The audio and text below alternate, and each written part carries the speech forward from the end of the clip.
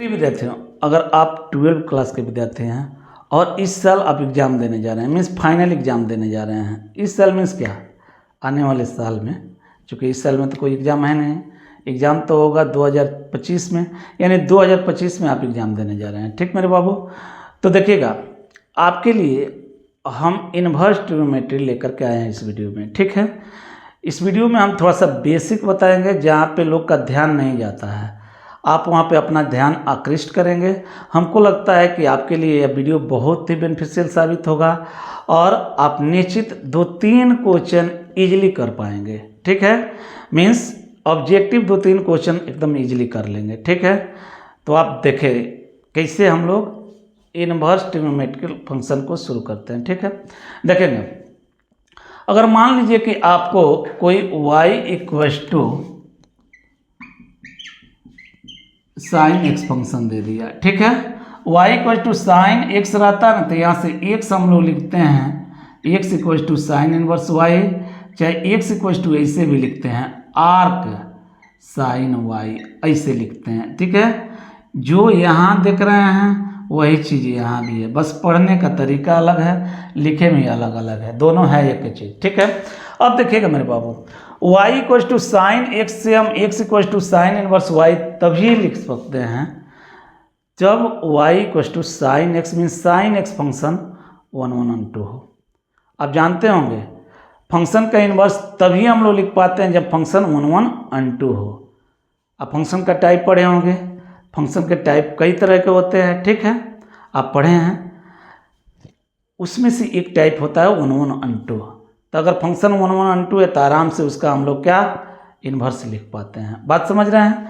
तो देखिएगा 1/2 हर जगह फंक्शन नहीं होता है, कुछ इंटरवल होता है, कुछ खास वैल्यू के लिए 1/2 होता है। ठीक है, तो इस साइन एक्स जो है ना 1/2 जब x -π/2 से बड़ा और बराबर और π/2 से छोटा और बराबर होता है तब ये 1/2 होता है। यानी इन्वर्स हम तभी लिख पाएंगे, इससे ये चीज़ हम तभी लिख पाएंगे जब x का वैल्यू -π/2 से बड़ा और बराबर और π/2 से छोटा और बराबर। बस इसको ध्यान में रखिएगा, आगे हम बढ़ चलेंगे, देखेंगे। अब बढ़िया से आप साफ सुथरा देखेंगे। कहीं मान लीजिए कि आपको साइन इनवर्स x फंक्शन लिखा हुआ है, ऐसे लिखा हुआ है। ठीक है, हम मान लेते हैं जो y इक्वल टू ही लिखा हुआ है, इतना y इक्वल टू कितना साइन इनवर्स x फंक्शन। देखेंगे ये जो आप देख रहे हैं यहाँ पे, ये टोटल को हम लोग एंगल कहते हैं। क्या कहते हैं? एंगल। जैसे अगर कहीं आपको लिखा हुआ है y equal to sine theta, तो यहाँ से थीटा निकलिएगा तो आपको क्या मिलेगा साइन इनवर्स y। तो थीटा एंगल है कि नहीं है? थीटा एंगल है, थीटा का ही वैल्यू है, मतलब इनवर्स भी एंगल है। बात समझ रहे हैं?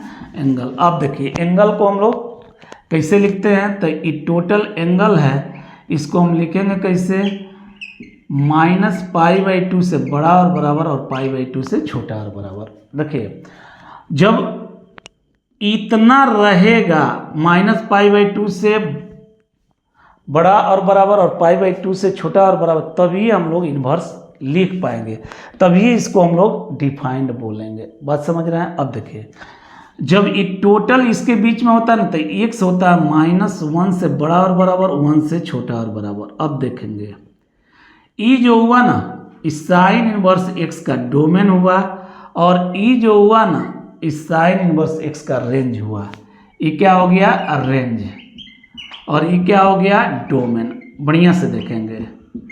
अब देखिए रेंज अगर कोई पूछ दे कि साइन इनवर्स x का कितना, तो आप कहेंगे जब -π/2 से बड़ा और बराबर, π/2 से छोटा और बराबर, लिखने का तरीका होगा belongs to close interval -π/2 to π/2। बात समझ रहे हैं? उसी प्रकार डोमेन कोई पूछ दे तो आप कहेंगे कि डोमेन x बिलोंग्स टू कितना, -1 to 1, क्लोज इंटरवल -1 to 1। ये हुआ रेंज, ये हुआ डोमेन। एकदम याद रखिएगा, आप इसको याद रखेंगे ना, डायरेक्ट आपसे क्वेश्चन पूछ दिया जाता है ऑब्जेक्टिव में। बात समझ रहे हैं? आप देखिए -π/2 to π/2, -1 to 1। आज आप लोग का एग्जाम हुआ था, ठीक है, जो आप इंटरमीडिएट कॉलेज में पढ़ रहे हैं ना, वहाँ पे एग्जाम हुआ था मैथमेटिक्स पेपर में, उसमें एक क्वेश्चन था साइन इनवर्स एक्स का रेंज। आप अगर जानते तो फटाक से करते। ये आपके फाइनल एग्जाम में भी हो सकता है, इसलिए ध्यान देंगे। देखिए इस साइन इनवर्स का रेंज, इस साइन इनवर्स का डोमेन। उसी प्रकार कॉस इनवर्स एक्स का रेंज होगा, इसका रेंज कितना होगा, तो range belong to 0 to pi means close interval 0 to pi, और डोमेन बिलोंग्स टू वही जो x है -1 to 1, यानी साइन का और कॉस दोनों का डोमेन सेम, रेंज थोड़ा सा अलग है। याद रखिएगा, डोमेन सेम, रेंज थोड़ा सा अलग है। आगे चलिए, अगर मान लीजिए कि यहाँ पे tan इनवर्स x लिख दिया गया, तो tan इनवर्स x में इसका जो रेंज होता है ये -π/2 से बड़ा और π/2 से छोटा, यहाँ बराबर साइन नहीं होता है, यानी हम क्या लिखेंगे, रेंज बिलोंग्स टू। जब बराबर का साइन नहीं होता तो उसको ओपन बोलते हैं,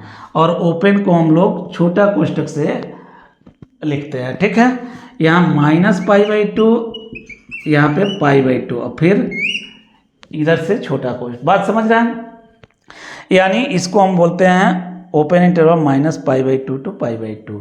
तो देखेंगे tan इनवर्स x का रेंज और इसका डोमेन क्या होगा, तो domain belongs to -infinite to infinite. और यही चीज अगर कॉट इनवर्स का भी आप देखते तो डोमेन सेम होता, कॉट इनवर्स का भी डोमेन सेम, मतलब tan इनवर्स का और कॉट इनवर्स का डोमेन सेम।